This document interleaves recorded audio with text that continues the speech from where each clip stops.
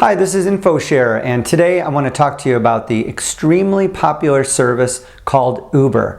And what I want to do today is just give you a quick overview on what Uber is, so if you're thinking about using it, you know what to expect and know what it's like. So UberX is a ride-sharing service that allows individuals, as long as they meet certain criteria, to become drivers. And so in a lot of cities where you have taxis, those are drivers that are possibly licensed or receive medallions by the city.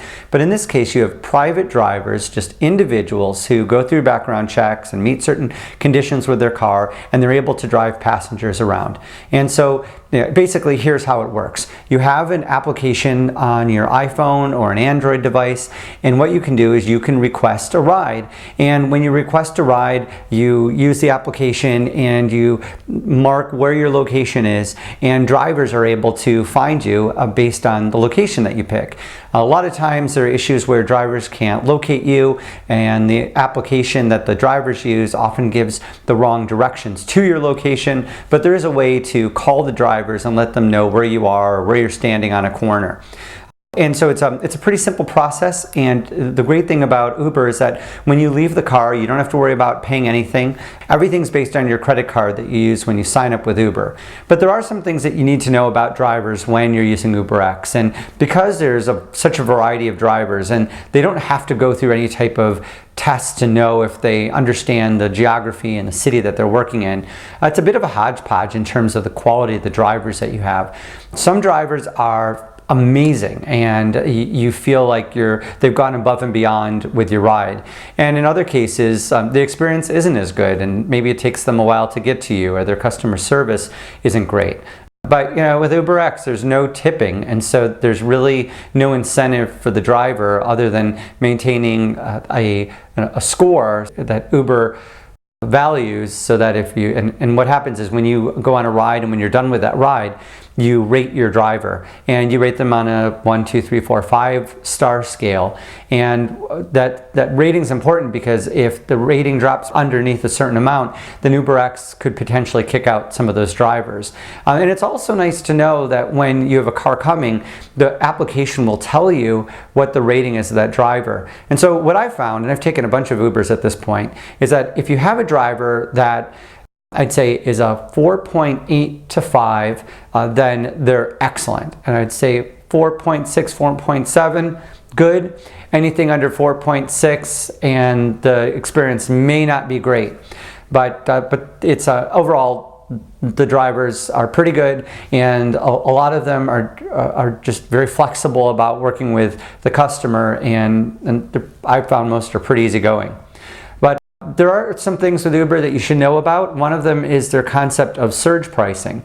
So Uber really factors in real-time supply and demand into their cost model. So there's some standard rates that apply for every type of Uber service, and UberX is the most basic of the services. And the way that it works is, if there's not a lot of supply, meaning drivers, and there's a lot of demand for drivers, then the surge pricing kicks in. And what it is basically a multiple of what you would normally pay. And at one time, riders felt really surprised by getting their bills and seeing what they were paying with the surge pricing. Maybe it was 1.5 to 3 times what the normal rate is. But Uber makes it very clear in their application when you're going to pay a surge price.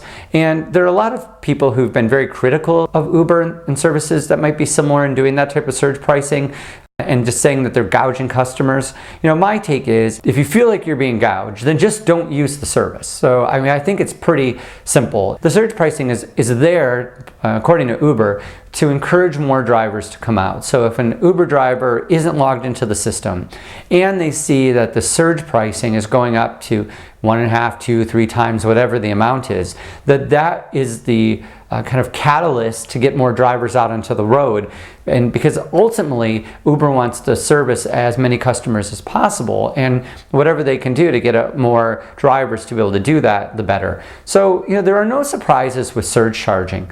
So when you are using the Uber application, it makes it very clear if surge pricing is in effect, and depending on the level of the surcharge, you actually have to type in and acknowledge the surge price amount. So I think a lot of the people who've complained about surge pricing, a lot of those complaints are really overblown.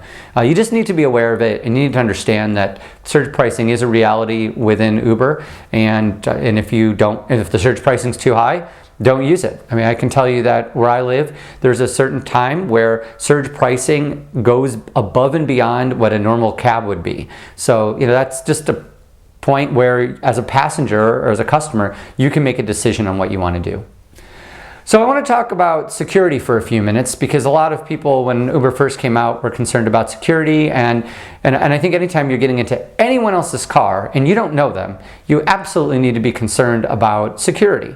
And so I think when you take a taxi, there's some assumptions made that the city that you're taking that cab in has maybe vetted out those drivers. And I think those are great processes. And Uber has done the same thing. They've put a bunch of processes in place too, in terms of performing background checks on drivers and making sure that the cars that they're using are registered with the Uber system.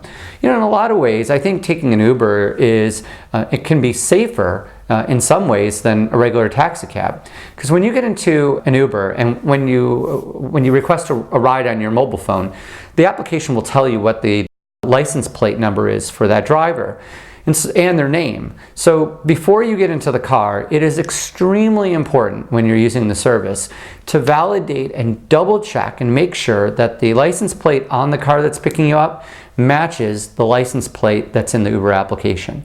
And regardless of if the driver says your name to make sure that you're the right passenger for that driver, you should ask the driver what their name is to make sure that they're giving out the right name. So the nice thing about Uber is once you're in that car, Uber's always tracking that ride. So Uber at any time knows where that car is and what that driver's doing. It's really important though, as an Uber customer, that you look out for your own safety and do some of those things we just talked about, and even additional things. So Uber drivers are not allowed to have someone else in the car with them. So if you get into a car and there's another passenger who's in there, in terms of like a friend of the driver, don't get into the car, only if there's the Uber driver. So that's the safety front. I think that they do a pretty good job there. The one thing is, if you ever have an issue with a driver, I found that Uber does a great job of taking care of that issue. So whether it's issuing credits, following up with the driver, following up with me, I've always had a really good experience with Uber making it right whenever possible. I really haven't had, and I've taken a bunch of Uber rides now, I haven't really had any serious problems. I've had some times where I find that the driver's not as sharp and they have a hard time either following the directions of the Uber application or my directions.